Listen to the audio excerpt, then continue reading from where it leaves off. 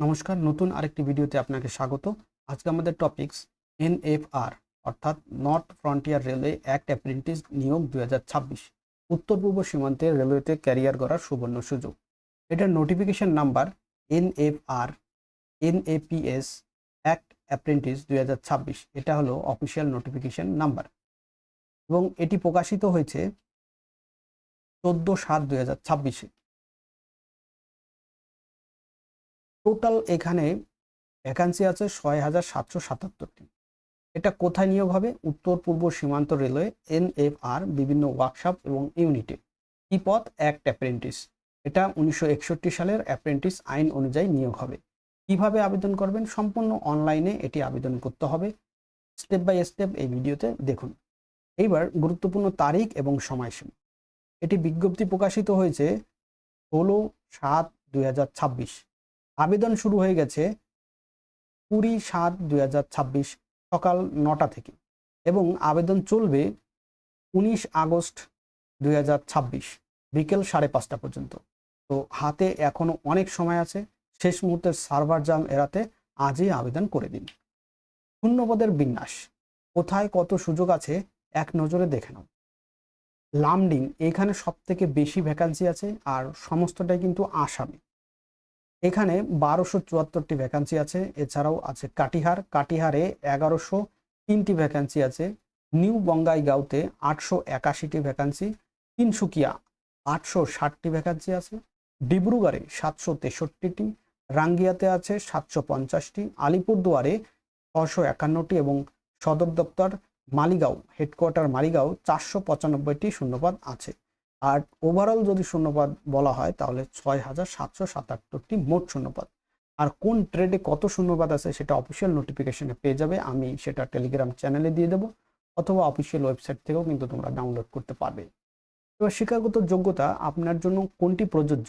এখানে মেনলি দুটো ক্যাটাগরিতে নিয়োগ করা হবে। একটা হচ্ছে সাধারণ ট্রেড সমূহ, অর্থাৎ যারা সাধারণ আইটিআই পাস করে আছো তারা এই পদের জন্য আবেদন করবে। এছাড়াও যারা ল্যাব টেকনিশিয়ান বা প্যাথোলজি বা রেডিওলজি এই পোস্টের জন্য আবেদন করতে পারবে যারা কিনা সায়েন্স নিয়ে 12 ক্লাস পাস করে আছো। ঠিক আছে, এবার মাধ্যমিক পাস বা 10ম শ্রেণী পাস হতে হবে যারা সাধারণ ট্রেড সমূহ অর্থাৎ আইটিআই পাস করে আছো তাদের জন্য। আর এখানে ন্যূনতম 50% নম্বর পেয়ে থাকতে হবে। সেটা সাধারণ ক্যান্ডিডেট হোক বা সংরক্ষিত যেসব ক্যান্ডিডেট আছে যেমন এসসি এসটি পিডব্লিউবিডি তাদেরও কিন্তু 50% নম্বর থাকা বাধ্যতামূলক মাধ্যমিকে এটা। এবং তার সাথে প্রযুক্তিগত যোগ্যতাও থাকতে হবে, যেমন এনসিবিটি বা এসসিবিটি অনুমোদিত আইটিআই সার্টিফিকেট থাকা বাধ্যতামূলক।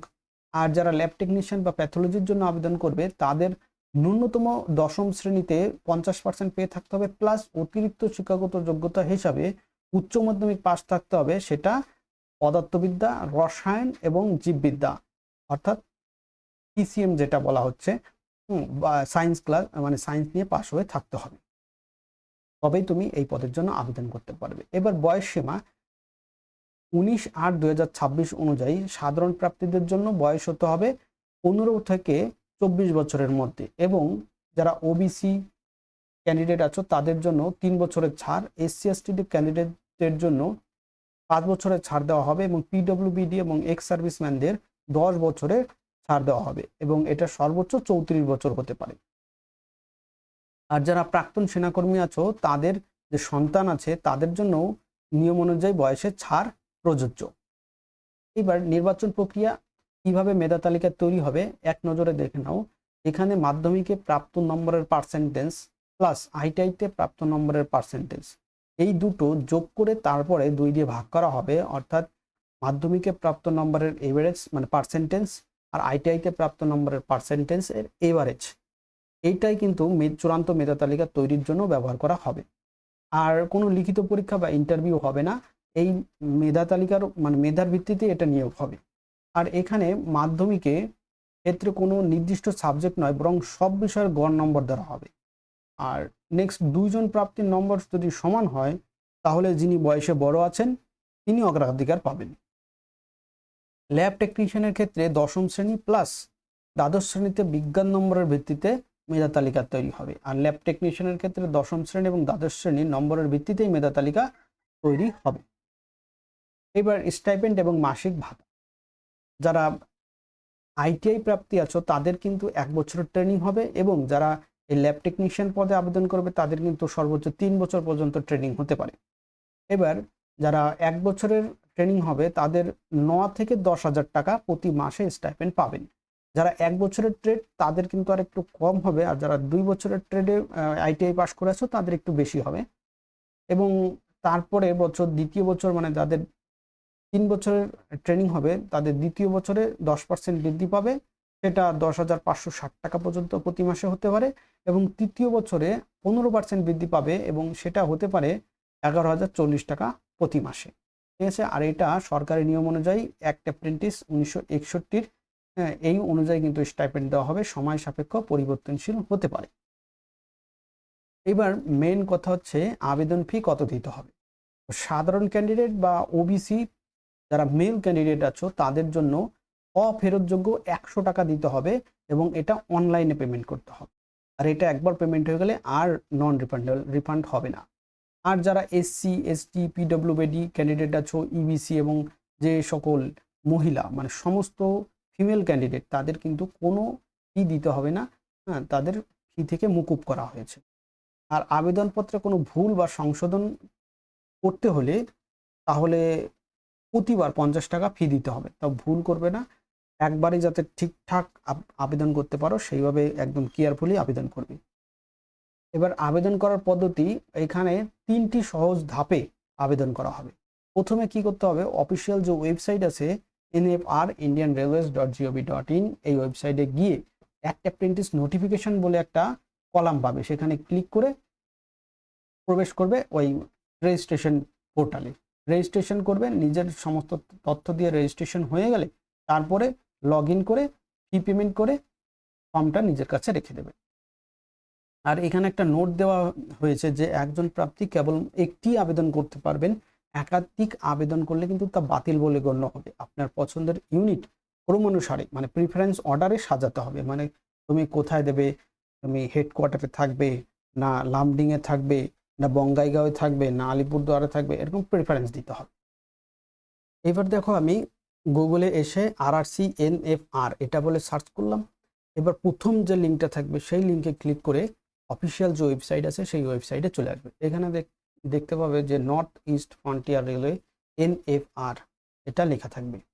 এখানে আসার পর এইবার এখানে বাম সাইডে দেখো একটা কলাম আছে, এই কলামটাকে ভালো করে খেয়াল করো যে জেনারেল সেকশন বলে মানে জেনারেল ইনফো বলে একটা অপশান আছে, এখানে আসবে। এখানে আসার পর নিচে দেখো ডিপার্টমেন্ট বলে একটা অপশান আছে, এটা ক্লিক করবে, এটা এক্সপ্যান্ড হয়ে যাবে।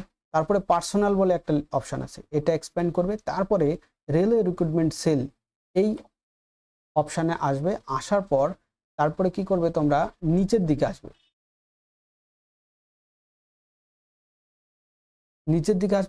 নিচের দিকে আসার পরে তোমরা এখানে একটা নোটিফিকেশন দেখতে পাবে যে notification for engagement act apprentice year north east frontier railway for the year 2023-24 and 2024-25 এই অপশানে ক্লিক করবে। এই অপশানে ক্লিক করতেই তোমরা এখানে personal department north east frontier রেলওয়ের এর হেডকোয়ার্টার মালিগাঁওয়ের এই অফিসিয়াল ওয়েবসাইটে চলে আসবে। এখানে দেখো এখানে হেল্প ডেস্ক নাম্বার দেওয়া আছে, তোমাদের কোনো সমস্যা হলে এই হেল্প ডেস্ক নাম্বারে কন্ট্যাক্ট করতে পারো এবং এখানে মেলও করতে পারবে 10টা থেকে 6টার মধ্যে। এবার তোমরা এখানে দুইভাবে আবেদন করতে পারবে, একটা হচ্ছে এখানে এই অ্যাপ্লাই আছে, অ্যাপ্লাইতে ক্লিক করে এখানে লগ ইন করতে, তারপরে এখানে দেখো লগ ইন আছে এবং রেজিস্ট্রেশন, যেহেতু তোমাদের রেজিস্ট্রেশন করেনি তো এখানে ফার্স্ট রেজিস্টার ইয়োর সেলফ এই অপশানে ক্লিক করবে। তারপরে এখানে তোমাদের এই ওয়েবসাইটে নিয়ে চলে আসবে।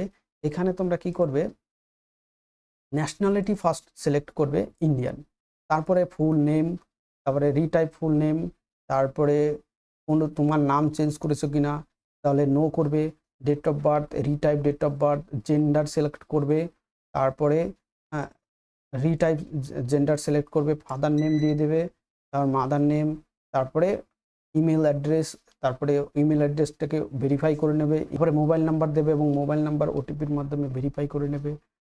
পাসওয়ার্ড এবং কনফার্ম পাসওয়ার্ড টাইপ করে তারপরে এই ক্যাপচারটাকে টাইপ করে রিভিউ অ্যান্ড রেজিস্টার ইয়োরসেলফ করলেই রেজিস্ট্রেশন হয়। এটা রেজিস্ট্রেশন হয়ে গেলে তারপরে তোমরা লগ ইন এই অপশানে ক্লিক করে এখানে মোবাইল নাম্বার অথবা ইমেল আইডি যে কোনো দুটোর মধ্যে একটা দিয়ে পাসওয়ার্ড দিয়ে ক্যাপচার দিয়ে লগ ইন করলে লগ ইন হয়ে যাবে। তারপরে যাবতীয় ডিটেলস দিলে তোমাদের কিন্তু তোমার অ্যাপ্লিকেশন সাবমিট হয়ে যাবে। তারপরে নেক্সট যেটা অত্যন্ত গুরুত্বপূর্ণ সেটা হচ্ছে প্রয়োজনীয় নথিপত্র। স্ক্যান করা কপি আপলোড করতে হবে, যেমন 10ম শ্রেণীর মার্কশিট এবং শংসাপত্র, এটা বয়স ও যোগ্যতার প্রমাণ হিসাবে দিতে হবে। এবং নেক্সট আইটিআই শংসাপত্র, এনসিভিটি বা এসসিভিটি দ্বারা ইস্যু করা ফাইনাল বা প্রভিশনাল সার্টিফিকেট বা মার্কশিট দিতে হবে। আর 12শ শ্রেণীর মার্কশিট দিতে হবে যারা শুধুমাত্র ল্যাব টেকনিশিয়ানের জন্য আবেদন করবে তাদের ক্ষেত্রে। যারা আইটিআই পাস দিয়ে করবে তাদের কিন্তু এটা করতে হবে না। আর যাদের জাতিগত শংসাপত্র আপলোড করতে হবে, যাদের প্রযোজ্য তারা এখানে আপলোড করে দেবে। এবং মেডিকেল ও ডিসেবিলিটি সার্টিফিকেট যারা পিডব্লিউবিডি ক্যান্ডিডেট আছে তাদের কিন্তু এই সার্টিফিকেট আপলোড করতে হবে নির্দিষ্ট ফরম্যাটে। আর ফরম্যাটটা কিন্তু অফিসিয়াল যে নোটিফিকেশন সেই নোটিফিকেশনের শেষের দিকে পেয়ে যাবে। এছাড়া ছবি এবং স্বাক্ষর আপলোড করা অত্যন্ত গুরুত্বপূর্ণ এবং খুব ভাইটাল বিষয়। প্রাপ্তির সাম্প্রতিক রঙিন ছবি এবং স্ক্যান করা ছবি আপলোড করতে হবে। গুরুত্বপূর্ণ নির্দেশিকা ও ভবিষ্যৎ সুযোগ, এখানে কিছু নিয়মাবলী আছে, যেমন প্রশিক্ষণের সময় হোস্টেল বা বাসস্থান দেওয়া হবে না। তারপরে অন্যান্য কিছু সুযোগ সুবিধা আছে সেগুলো দেওয়া হবে না। তারপরে প্রশিক্ষণের শেষে রেলওয়ে স্থায়ী চাকরিতে সরাসরি নিয়োগের কোনো আইনি নিশ্চয়তা নেই, অর্থাৎ ডাইরেক্ট রিক্রুটমেন্ট কিন্তু দেওয়া হবে না। তোমাদের এক্সাম দিয়ে তারপরে কিন্তু যে স্থায়ী চাকরি সেখানে তুমি যেতে পারবে রেলওয়েতে। সুযোগটা কি কি? সুযোগটা এখানে হচ্ছে প্রশিক্ষণ সফলভাবে সম্পন্ন করা প্রার্থীদের জন্য রেলওয়েতে লেভেল 1 যেটা গ্রুপ ডি নামে পরিচিত, সেখানে কিন্তু 20% আসন তোমাদের জন্য সংরক্ষণ থাকবে। Plus PET physical efficiency test দিতে হবে না, যেটা মাঠ 1000 মিটার রান করতে হয় সেটা হবে না। এবং এই সার্টিফিকেট ভবিষ্যতে অন্যান্য সরকারি ও বেসরকারি চাকরিতে অগ্রাধিকার পেতে সাহায্য করবে। তো প্রয়োজনীয় লিঙ্ক বলে দিলাম, www.nfrindianrailways.gov.in এই ওয়েবসাইটে যাবে। আরেকবার বলে দিই, জেনারেল ইনফোতে যাবে, ডিপার্টমেন্ট, তারপরে পার্সোনাল, তারপরে অ্যাক্ট অ্যাপ্রেন্টিস নোটিফিকেশন নেভিগেট করুন, তারপরে রেজিস্ট্রেশন করে লগ ইন করে যাবতীয় তথ্য দিয়ে সাবমিট করলে অ্যাপ্লিকেশন হয়ে যাবে। এবং অ্যাপ্লিকেশনের ফাইনাল যে ফর্মটা সেটা কিন্তু প্রিন্ট করে নিজের কাছে রেখে দেবে। আপনার ক্যারিয়ারের যাত্রা শুরু হোক আজই। বিনা পরীক্ষার মাধ্যমের ভিত্তিতে ভারতীয় রেলে প্রশিক্ষণে নেওয়ার এটি একটা অভাবনীয় সুযোগ। ভ্যাকান্সিও অনেক আছে, প্রায় 6777টি পদ। এই নিয়োগের প্রক্রিয়া অংশ নিয়ে নিজের ভবিষ্যৎ সুরক্ষিত করুন। আর আরেকবার বলে দিই, শেষ তারিখ 19 আগস্ট 2026। অপেক্ষা করবেন না, আজই আবেদন সম্পন্ন করুন। ধন্যবাদ।